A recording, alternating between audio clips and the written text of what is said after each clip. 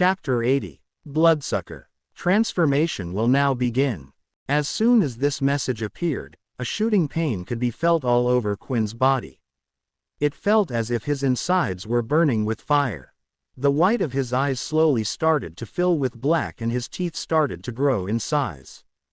However, the pain didn't stop there. His body would jolt itself up and down as if something was trying to break free. His nails grew slightly larger and his skin started to form around his body even tighter.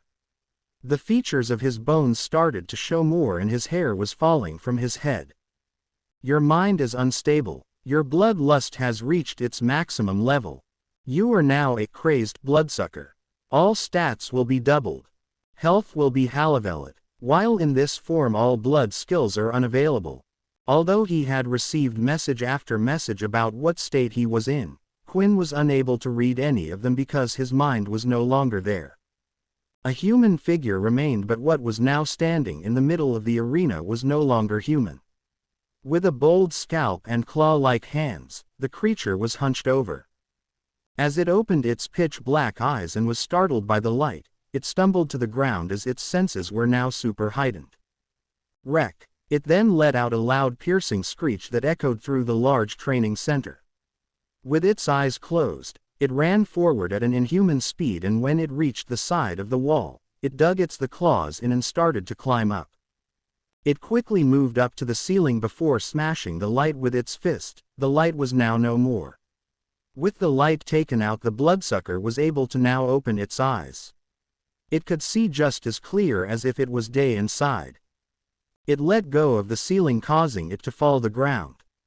The drop was at least 30 meters to the top, but as it landed it bent its knees and walked off as it had taken no damage from the fall. The bloodsucker started to roam around the training center. As it entered each room it continued to destroy the lights. It only had one thing on its mind. It was hungry and was looking for blood. After transforming into the bloodsucker, Quinn's thoughts, his emotions, everything that made him human were gone. His body acted on its own and that single thought of blood occupied him. Finally, he had returned to the arena in the training center, and as if it didn't know what to do, it started walking in circles waiting for his prey. Then a few moments later, Vorden and Ian had entered the room, although they were quiet. Quinn could hear everything, their soft footsteps against the floor and even their whispers to each other. His head turned and saw two bright lights. At first, the light covered the humans, so he was unable to tell what they were, but when they turned the lights off, he could tell his meal had arrived.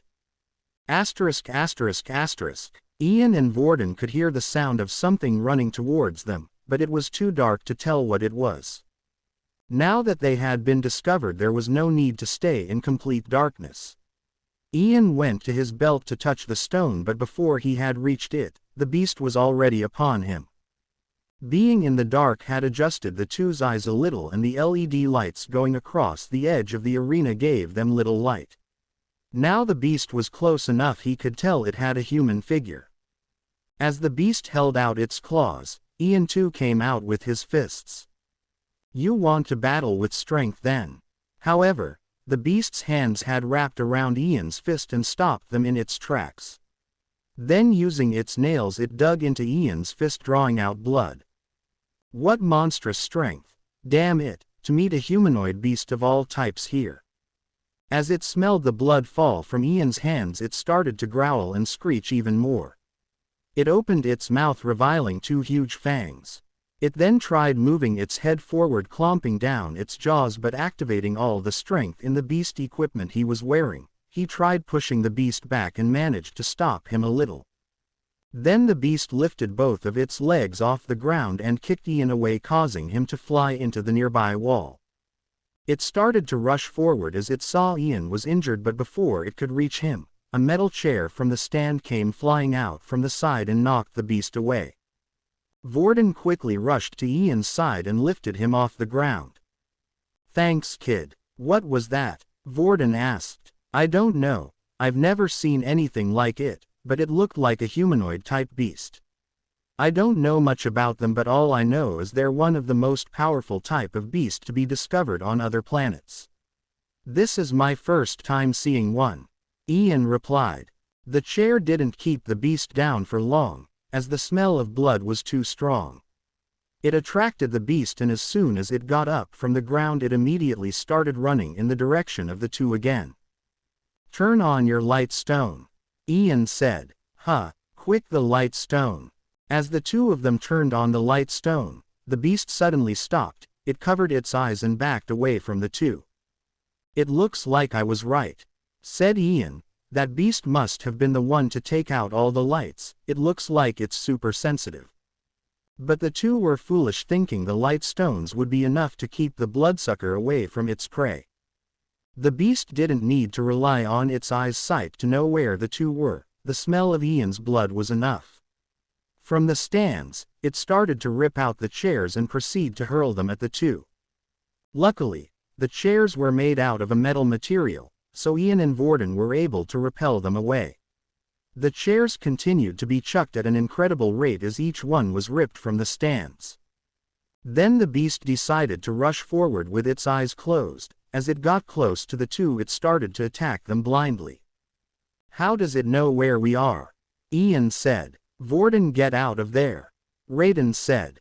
What do you mean? Vorden asked. Can't you see? The beast is only attacking Ian. Something is attracting it to Ian. With Raiden's words, Vorden decided to break away from Ian and ran down to the arena floor, and just like he said, the beast had completely ignored Vorden and continued to attack at Ian. We have to help him. Raiden, switch with me. No, Raiden replied. We could die. You had your chance before. It's time you learn your lesson. Get out of this one yourself, Vorden. Then a new voice was heard from within. I will help you. Ian and the beast continued to do battle.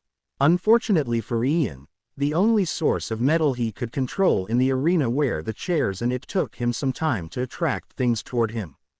He had two chairs out from the stands and would use them as shield, blocking the beast's attacks. However, every time the beast would hit with its fist, it would completely tear through the chairs. The attacks were too powerful. Then the beast leapt through the air with its fangs wide open. Ian had no choice but to shove his forearm into the beast's mouth, hoping to avoid a fatal blow. He screamed in pain. Blood is being consumed. 10 out of 100. 14 out of 100. Ian could feel the beast sucking onto his arm. He wanted to push and hit the beast off him, but as soon as the fangs penetrated his skin, it felt like he was under a slight paralysis effect. His body was unable to move. 25 out of 100. As the beast was busy feasting on its meal, it was unable to notice the flying sharp object coming toward it. Like a spear, a metal flying object had come out and pierced the beast's shoulder. The blow was fast and powerful, knocking him off Ian. As Ian stood up, he looked into the center of the arena and could see Vorden standing there, surrounded by multiple metal chairs from the arena. I just want to find my pet Quinn, the little one said.